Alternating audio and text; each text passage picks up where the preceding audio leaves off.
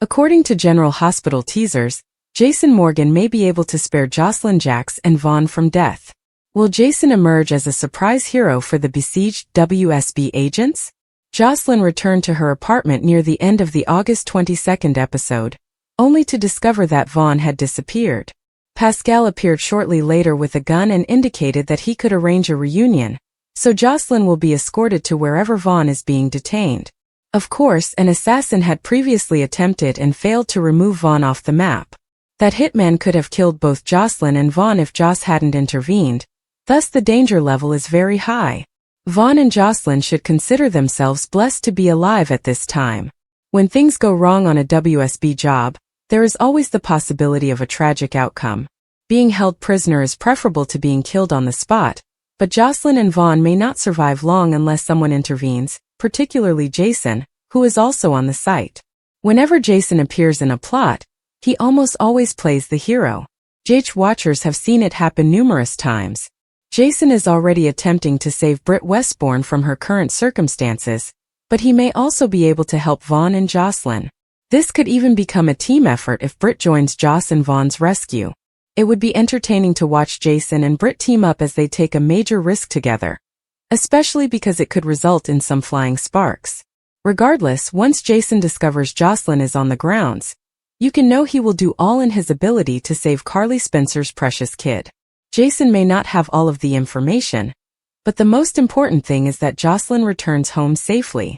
General Hospital spoilers suggest that Jason may receive devastating Jocelyn news and take action for both her and Vaughn, so stay tuned.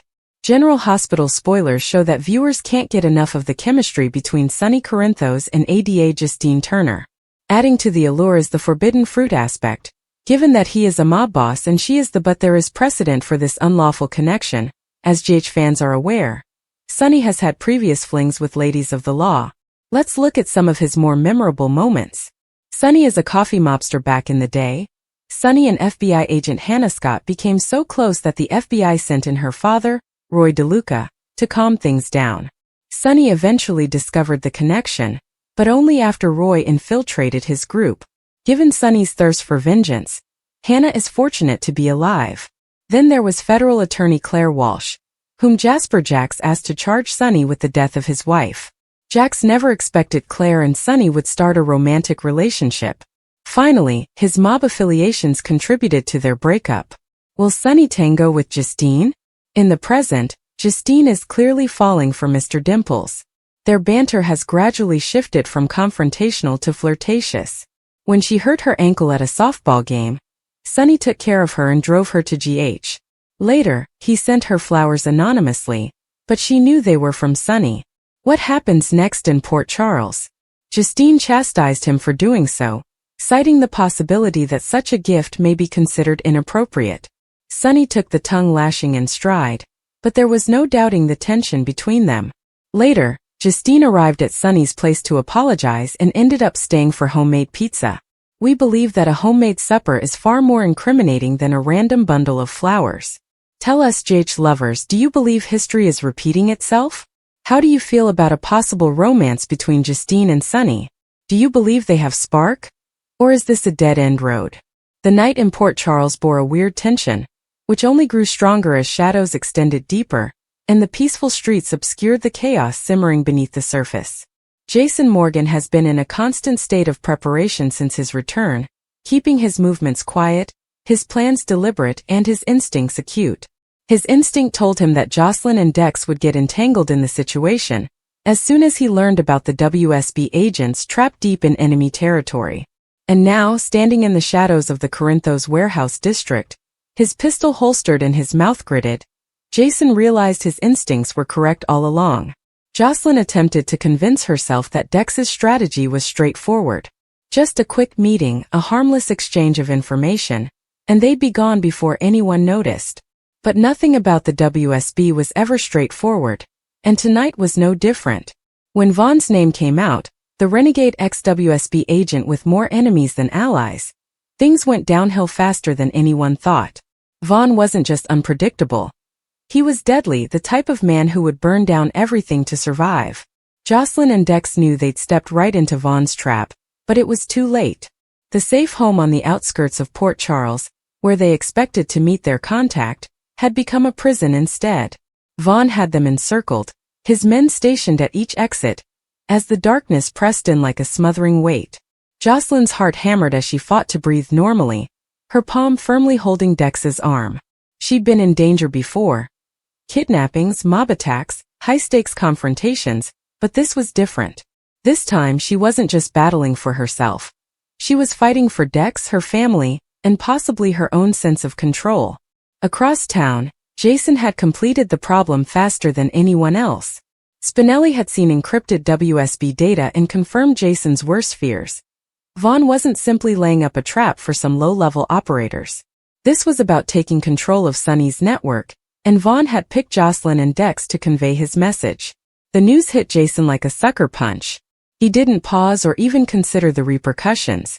All that mattered was to get to Jocelyn before Vaughn did something irreversible.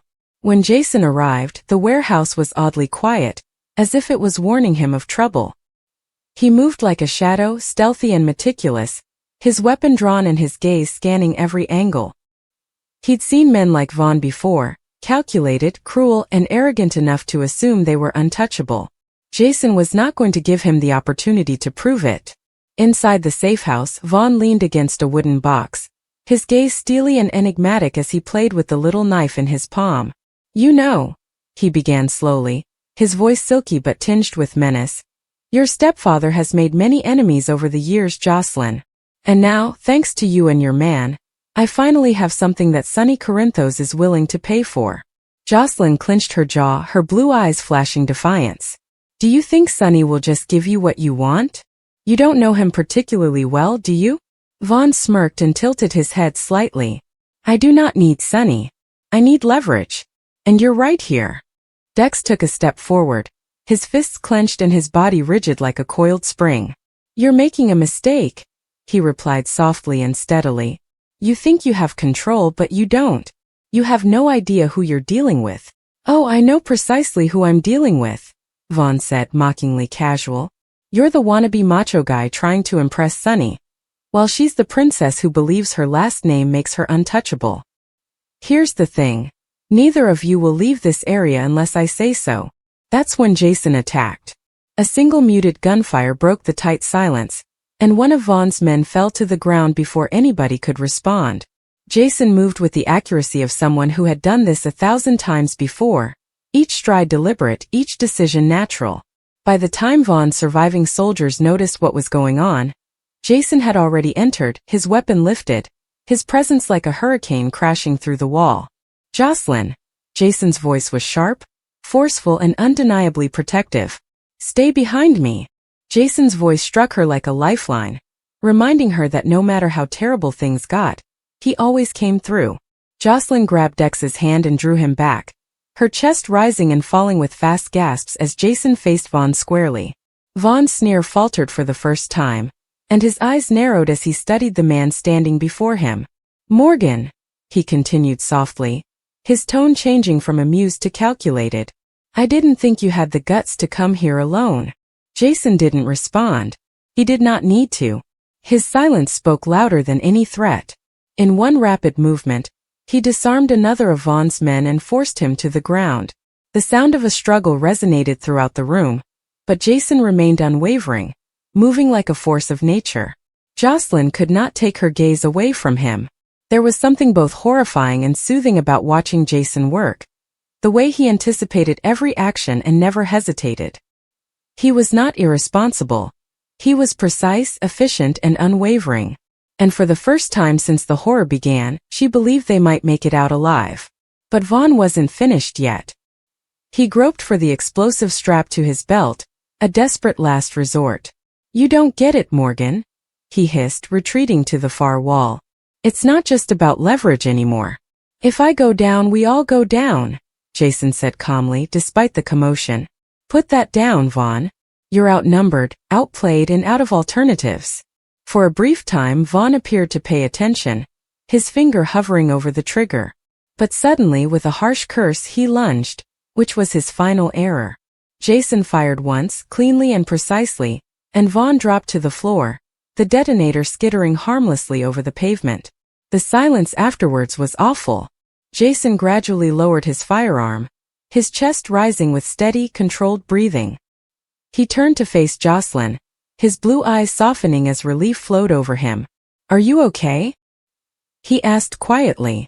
Jocelyn nodded, her throat tight, her voice scarcely audible. "I am now." Dex sighed deeply, his shoulders falling as the strain was finally released. "I thought we were done for," he admitted, looking at Jason and the lifeless figure on the floor. "If you hadn't shown up when you did," Jason said, shaking his head, "I was not about to let anything happen to you. Either of you." They didn't have long to grasp the situation. Outside, the distant sound of sirens became louder, indicating that the WSB backup squad was finally closing in. Spinelli had scrambled a distress signal at the last minute, and help was on its way. But before they came, Jason led Jocelyn and Dex out the back exit, keeping them low and close as they negotiated the tiny lane. The night air felt cold against Jocelyn's hot skin, yet her hands trembled as she grabbed Jason's arm. "Why should Vaughn attack us?" she finally inquired, her voice unsteady but solid enough to disguise the terror that remained beneath. Jason paused, his jaw stiffening as he weighed his response. "Because you are connected to Sonny. Because Dex works for him. Vaughn sought leverage, and he believed you were the easiest targets." "But the WSB files," Dex remarked, his brow wrinkled in contemplation. "He kept mentioning agents trapped somewhere. Was that the genuine thing or merely a cover?" Jason's demeanor changed, his eyes darkening with something Dex couldn't read. "It's real," he finally remarked, his voice low and serious. "And Vaughn was not working alone. There are still agents out there, possibly detained and used as bargaining chips. Nothing changes after Vaughn's death. We're in the center of something bigger than any of us realized." Jocelyn looked at Dex, her stomach sinking. She had assumed the horror was over, but Jason's words made it plain that it was merely the beginning. Back at the Corinthos complex, Sonny was pacing the living room when Jason entered, followed by Jocelyn and Dex.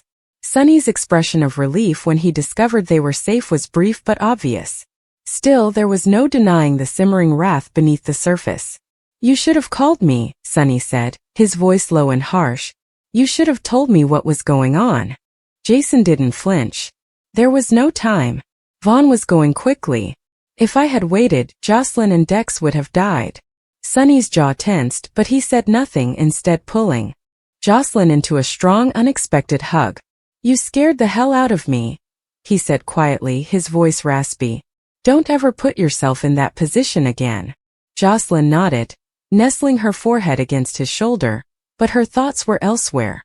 Vaughn's final comments rang in her thoughts, implying something greater, something Jason seemed concerned about. Later that night, as the house quieted and the bustle subsided into uneasy calm, Jason stood alone on the terrace, staring out at the black lake. He knew it wasn't over. Vaughn's death would spark retaliation, and reports about captured WSB agents foreshadowed something dangerous. He could feel it. The storm was not simply brewing. It had already arrived, and Port Charles was about to be drawn into it, whether they were ready or not. Jason saved Jocelyn and Vaughn tonight, but he was unable to save everyone. Not yet. And as the weight of what was to come sank on him, he realized one thing for certain. This was simply the beginning of a far larger fight. Sonny Corinthos had always lived on the edge. He thrived in turmoil, handled danger with remarkable skill, and wore his heart on his sleeve only when it was most perilous to do so. Despite his arrogance and strength, Sonny's relationship with women was a stormy maelstrom of mistakes, regrets, and ephemeral moments of happiness. Now on the verge of making yet another risky decision, he felt the pull of old patterns threatening to take him back into familiar territory. Justine. The mere mention of his name triggered a flood of recollections that he had worked hard to conceal. She was intoxicating and intriguing, with an attraction that was almost magnetic in intensity. But she was also trouble, the kind that Sonny thought he had left behind years ago. It began simply enough. Justine had returned to town under the premise of meeting with old friends, but Sonny knew better. He could see the meaning behind her flawlessly made smile. Her appeal had a sinister edge to it that piqued his interest while also making him wary. From the moment he saw her again, Sonny felt that draw, that hazardous spark that alerted him that history was about to repeat itself. He'd been down this route before. Women who could arouse his passions while also destabilizing his neatly created universe. Despite this, Sunny felt pulled to her. Their first night together was deceptively simple. A nice meal in one of Port Charles's dimly lit, private eateries, laughs exchanged over wine and shared experiences, the type of discourse that appeared innocent on the surface but was full with unspoken subtext. Sunny struggled to maintain control over himself, telling himself that he had duties, a family, and a legacy to honor. But Justine had a way of getting past his defenses. Her contact lingered, her eyes glowed with pleasure, and he felt that old familiar fire rise within him. Sunny had no choice but to battle against his instincts, which had previously landed him into problems. He thought about Carly. Carly had long been the center of his existence, the anchor that kept him grounded in the midst of upheaval. However, their friendship had been repeatedly challenged throughout the years. Betrayals, misunderstandings, and external threats have eroded the trust they had shared. Sunny realized he couldn't afford to let Justine disrupt the delicate equilibrium. The more he struggled to resist, the stronger the pull of temptation became. Justine represented an escape from his life's obligations, a foray into something risky and seductive. He felt more alive with her than he had in years, and the notion of walking away was almost terrible. Sunny's internal conflict worsened over the next few days. Every encounter with Justine was a whirlwind of flirtation, lingering glances, and subtle touches that left him wanting more. He would catch himself staring at her across busy rooms, experiencing a magnetic draw he knew he shouldn't give in to. He remembered his prior patterns of impulsive behavior with women, which had resulted in confusion, grief, and betrayal. But there was a stubborn, almost idiotic part of him that persuaded him he could do it this time. He could handle Justine. He could manage the dangers. But deep down, Sunny knew better. Justine invited him to a private party at a secluded estate that promised seclusion, music, and the opportunity to let go of inhibitions. Sunny hesitated, divided between his sense of responsibility and the compelling appeal of being alone with her. He attempted to rationalize it, telling himself it was merely a casual evening in which he could enjoy her company without breaking any borders. However, as soon as he came, the intimate setting, the soft glow of candlelight, and Justine's subtle, seductive gestures caused his determination to crack. History has a tendency of repeating itself, and Sunny felt the familiar sensation of danger rush through him. The night unfolded with a tense atmosphere that neither could ignore. They danced, laughed, and told stories that blurred the distinction between past and present. Sunny felt the barriers he'd placed around his heart begin to shatter. Their chemistry was unmistakable, a natural power that demanded attention. He could tell Justine felt the same drive for connection, which was equal parts desire and risk. Every touch and glance held the weight of unspoken potential. Sunny was well aware of the potential implications, yet he felt powerless to stem the torrent of temptation. As the evening advanced, they found themselves alone in a peaceful place, the outer world receding into obscurity. Justine drew in close, her voice a gentle whisper that caressed his whole soul. Sunny could feel the warmth of her presence, the pull of her energy, and the risky thrill of giving in. He understood that once he allowed himself to cross that boundary, there would be no turning back. Nonetheless, the prospect of resisting seemed almost terrible. Every instinct in him shouted for him to give in, to enjoy the moment regardless of the repercussions. Sunny's thoughts raced with memories of past mistakes, of how his rash decisions had ruined his life and the lives of others he cared about. He remembered betrayals, grief, and the painful consequences of succumbing to want without restraint. Nonetheless, Justine's presence seems to destroy any rational cognition. He could almost hear the echo of his own warning voice, which had previously saved him, but it was drowned out by the alluring draw of her stare. In that moment, Sunny recognized he was at a crossroads. He had to choose between repeating history and defying it, and the decision was not easy. The tension between them reached a boiling point when Justine softly touched his arm, sending shivers down his spine. Sunny's heart beat, every nerve tingling with excitement and anxiety. He could see the hunger in her eyes, a reflection of his own yearning, and he knew that once he gave in, there was no going back. The thought of Carly, his family, and the life he had worked so hard to safeguard flooded his head, but it seemed nearly impossible to resist Justine's magnetic draw. The danger was thrilling, but the stakes were greater than ever. Sunny attempted to regain control and draw away from the cliff he was standing on. He reminded himself of previous lessons, the terrible consequences of repeating patterns he had promised himself he would never do again. But Justine's presence was unrelenting, a force that defied logic. Every word she said, every subtle touch, was a deliberate seduction meant to put his willpower to the test. Sunny felt himself sinking, the lines between want and danger blurring into a haze that left him confused and defenseless. As the night progressed, they walked to a more secluded area of the estate, a private terrace overlooking the city lights. The air was dense with tension, the kind that comes before passion and disaster. Sunny could feel the weight of his past crushing down on him, recollections of women who had dragged him into chaos, and instances where desire had resulted in ruin. Nonetheless, the excitement of the moment, the magnetic pull of Justine, was nearly intolerable. He was torn between two worlds, the safe harbor of his obligations and the stormy pull of temptation. Justine's deep, compelling voice sliced through his thoughts, reminding him of the depth of their relationship. She talked about longing, missing opportunities, and moments that could be had if he just let go.